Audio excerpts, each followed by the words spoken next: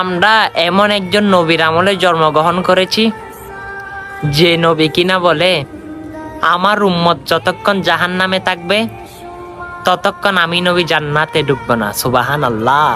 হ্যাঁ, আমার নবী তিনি, আমার আকা তিনি, আমার কলিজা তিনি, আপনারও কলিজা আমি জানি।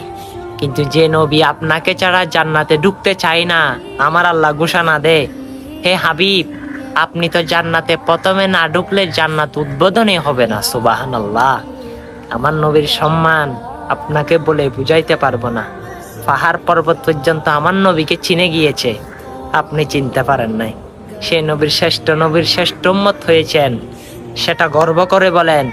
আর আমার নবীর শান মান হাদিস বাণীগুলো, রিসালাতের বার্তাগুলো সকল মুসলমানের কাছে শেয়ার করতে ভুলবেন না। আমিন।